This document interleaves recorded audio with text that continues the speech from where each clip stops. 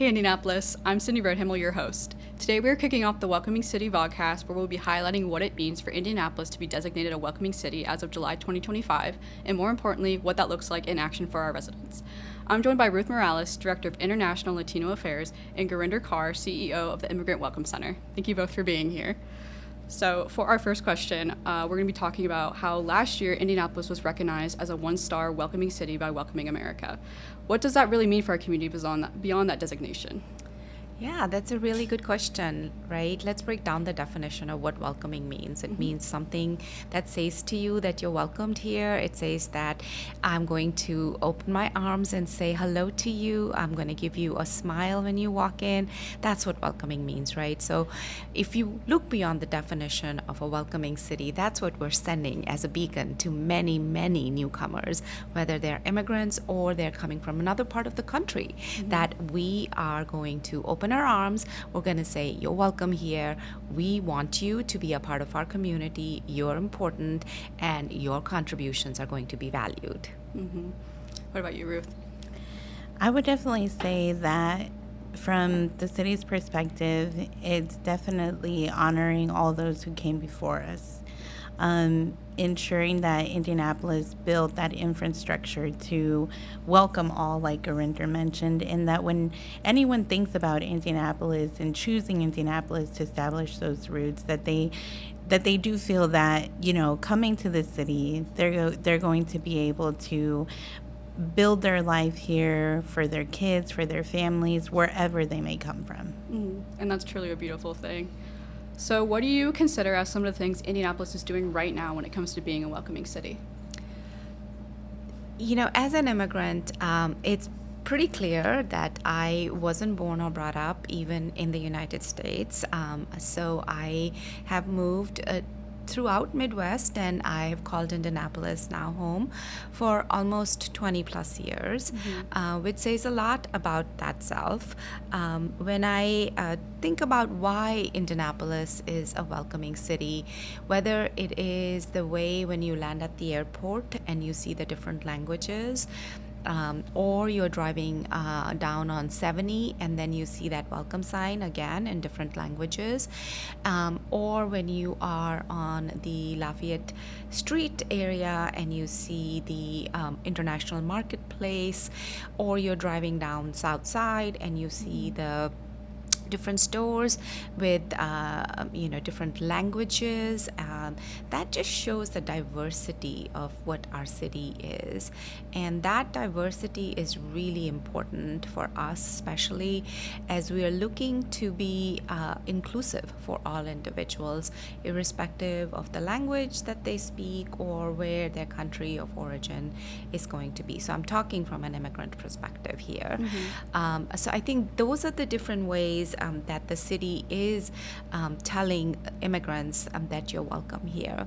When we start digging into other details, you know, the office that Ruth represents, that has done a great job in thinking about what does language access really mean. So when you come into the city county building, what are the different languages that you can access information in? That's important. And then, you know, how is art integrated into demonstrating your culture, your food, your heritage? Those are all different ways that Indianapolis is shining a light on how it is calling itself a welcoming city. I would also add, I think in the biggest areas, even for so many years, decades, what we've seen and where it shines the most in the city, that I feel the city is getting right, is through our parks. Our parks is definitely a space for everyone, and year after year, we've partnered with the Haitian community to host, whether if it's Haitian Flag Day in May at Garfield Park, or even so Indianapolis is lucky to have one consulate here, which is the Mexican consulate, and, you know, also host the El Grito, a big it's the Independence Day celebration for Mexico, but it really brings all of our different Latino communities to come and celebrate and just enjoy the park and the atmosphere and the culture, as well as just the different ways that we continue those partnerships with our parks, as well as building on partnerships like with the Indie Chamber, Hispanic Business Council, to support our growing entrepreneurs and businesses that are contributing to our Indianapolis economy. I feel like those partnerships is kind of where Indianapolis continues to get it right. Mm-hmm. An investment in these communities is definitely an investment in our city as a whole, and it's so nice that you both talked about some collaborative efforts the city and our communities are doing. So, Gurinder, from your experience in the community, what do you feel has been most impactful? It's hard to kind of put that into just one small answer, right? Because the work is continual. The process of even thinking about the Welcoming City designation was a 3-year-long process, because we had to look at not only our policies, but also what are the different partners, and collecting that information, developing that deep database of information. So when we did get this designation, I think we then have to start thinking about how do we celebrate it, and how do we then create opportunities for community members, newcomers, immigrants who are coming from different part of the country to be able to have their mark in the community. And there's various ways to do that. Ruth talked a little bit about some of the festival celebrations. I think that there are opportunities to continue to engage immigrants in ways that they are showing up, whether that is on the public positions, as well as how they are getting engaged in various communities, in their communities. So, with the mayor's advocates at the community level, do they know about it? How do we create opportunities for that? Are they aware that they can be engaged in their schools, and how can they be engaged in their schools? So I think those are all different ways that we can continue to deepen the impact of our newcomers in our community as well. Yeah. Mm-hmm. And Ruth, from a city standpoint, what initiatives stand out to you? I think one of the long-standing initiatives that has stood out in the last 20 years was the creation of the Mayor's Latino Advisory Council, and its longevity from administration to administration in the city, and having their voices and their insights, year after year, community members ensuring that, the mayor, that the city, that we are aware of what are those evolving issues, concerns, and needs, and where is the opportunity to partner. Another key initiative would definitely be the creation of the Office of Equity, Belonging, and Inclusion, that is led by Ben Tapper. And so his team kind of bringing those lens and those insights to city departments, county agencies, partnering, and just ensuring that we are continuing to move forward when it comes to serving all of our residents.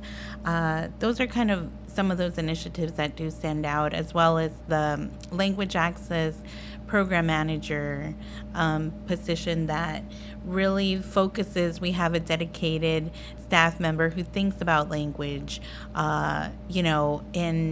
in the way to improve interpretation, translation, being a thought partner, and just defining the protocols that, as a government institution, we need to, stay on top of. Mm-hmm. With that, where do you think there's still room for Indianapolis to grow as a welcoming city? There's always room to grow. This is a 1-star designation. I know there are many more stars that we can look at, which is going to require, again, a deep look at our policies, how we are looking at different ways that we are welcoming individuals. Some of those policies are not only at the city level, but it is at the other agency levels, including our law enforcement. So how is the city looking at those policies to make sure that they are inclusive, that they are welcoming, that we are telling all residents that they are safe? So that's one way that we could be looking at from a policy perspective. There's such a rich diversity of immigrants who live in Indianapolis, and there is such a rich depth of agencies, whether they're arts and culture agencies, that represent these immigrant neighbors. So how are we engaging these so that we are celebrating their cultures? Ruth has given some examples of the Haitian culture as well of the Latino community members, but there are other cultures. So how are we engaging them? How are we creating spaces for them so that they are feeling that they are welcomed and their cultures are celebrated as well? So that's another way that we could be thinking about how we can continue to grow.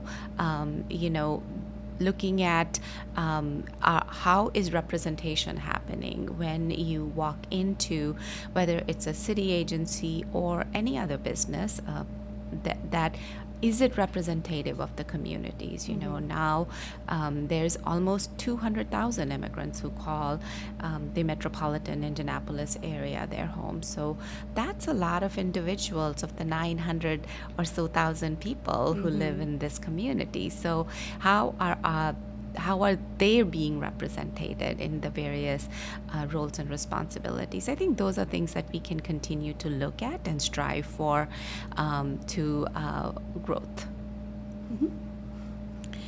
And I definitely echo that. I mean, ensuring that we're encompassing all the cultures that make Indianapolis the city that it is, and definitely that, being recognized as a welcoming city, that's not the finish line. It's definitely a journey. Like Gurinder mentioned,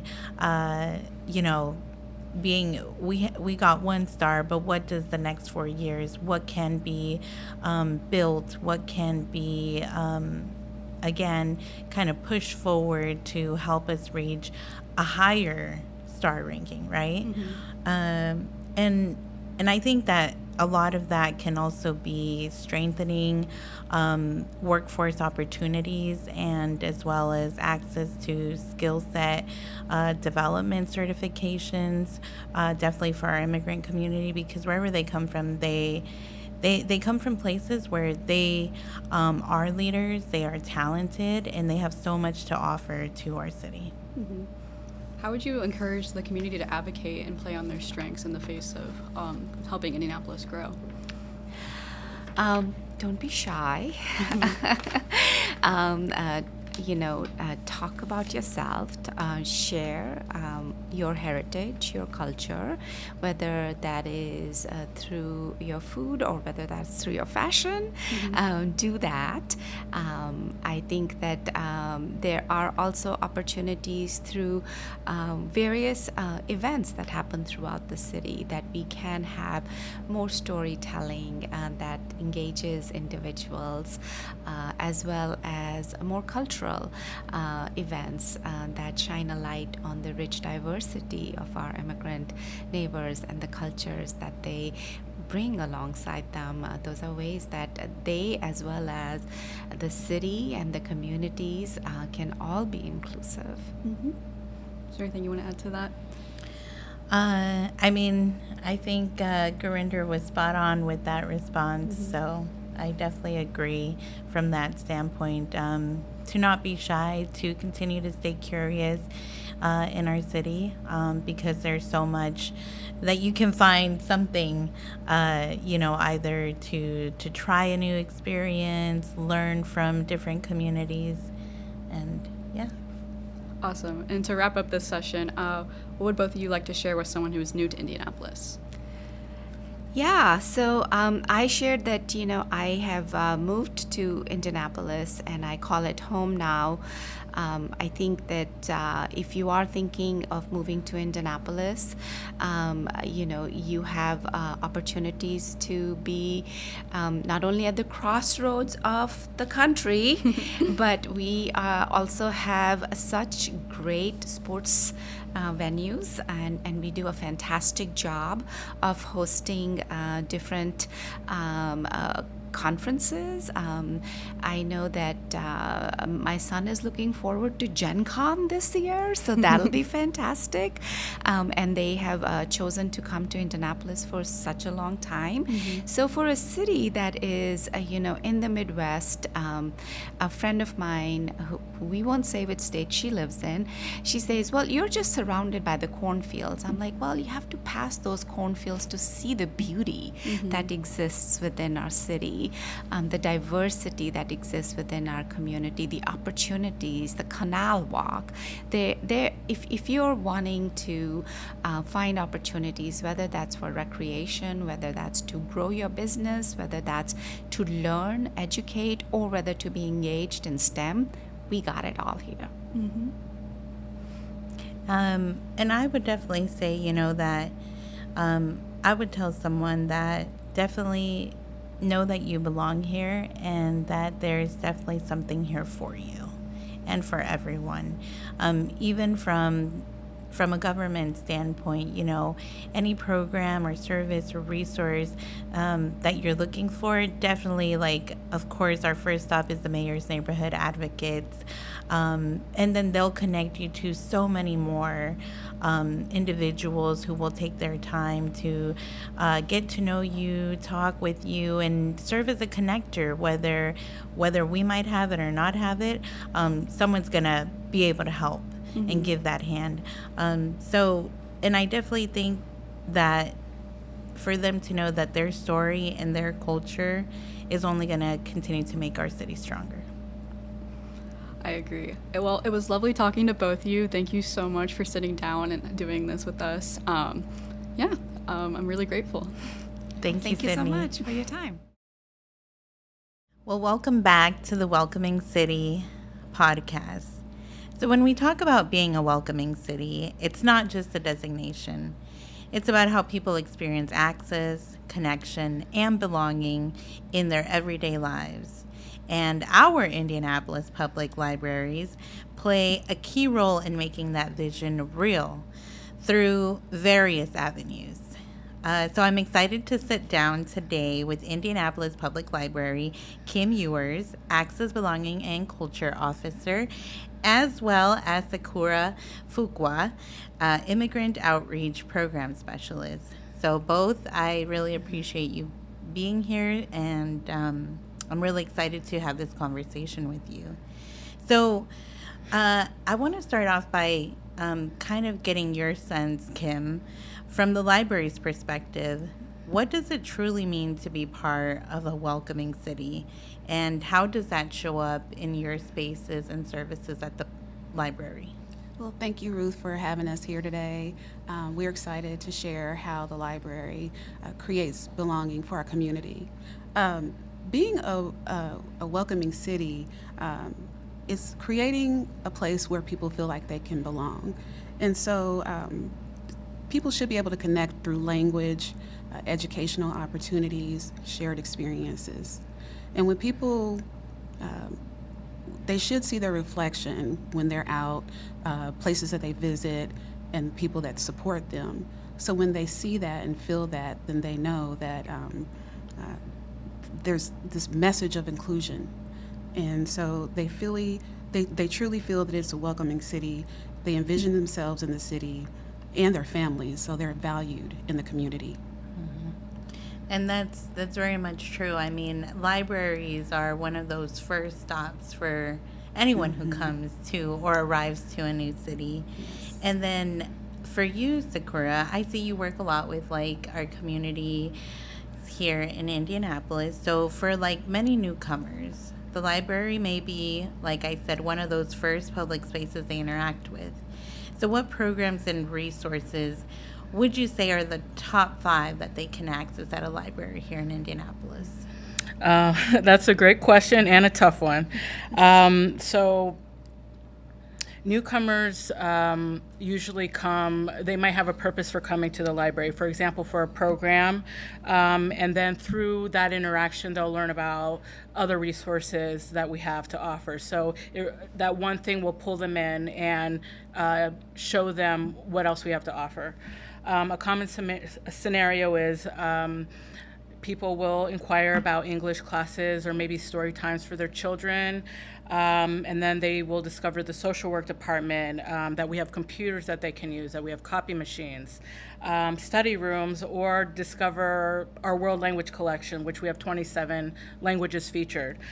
So all of these are highly used resources and programs that people initially come for.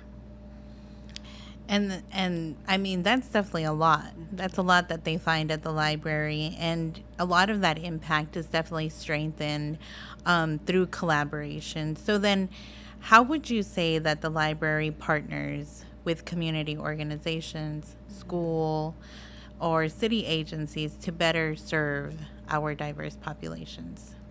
So we partner with community organizations to extend our footprint and make a larger impact. We want to amplify our impact into the community.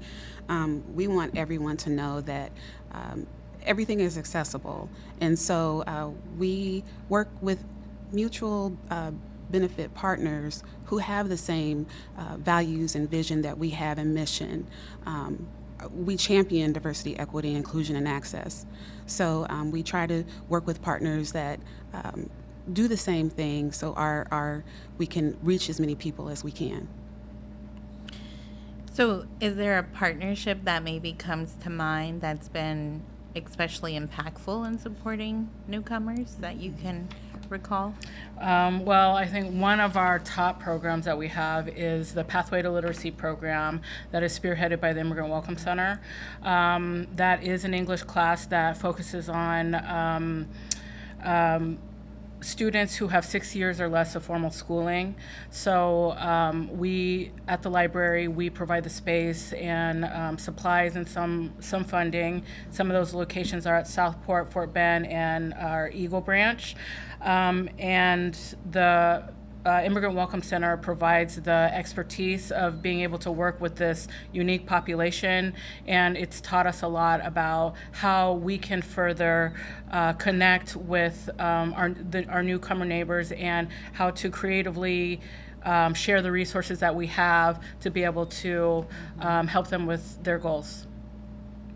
Great. I mean, the Immigrant Welcome Center is definitely such a great partner in ensuring that our city continues to grow as a welcoming city. And those partnerships, especially with the library, they really do expand what's possible while also deepening that community impact. So I guess my final question is, when you think about the future of our community of Indianapolis, what role do you hope the library will continue to play in bringing people together? I want us to play the role of connector. We provide a lot of materials, a lot of programs, and some services, but I think we make our greatest impact when we partner with our other community organizations and we connect. We connect our patrons with other resources, and I just see us continuing that thread for many years to come. And I mean, definitely, I definitely do see that serving where the library does serve as that connector. Definitely. Well, I mean, again, thank you, Kim and Sakura, for sharing your perspectives with us. I mean, it was wonderful hearing more about how libraries have evolved far beyond books to now serving as community hubs, that connector that definitely continues to connect people to opportunity, information, and most of all to each other. Thank you. Thank you.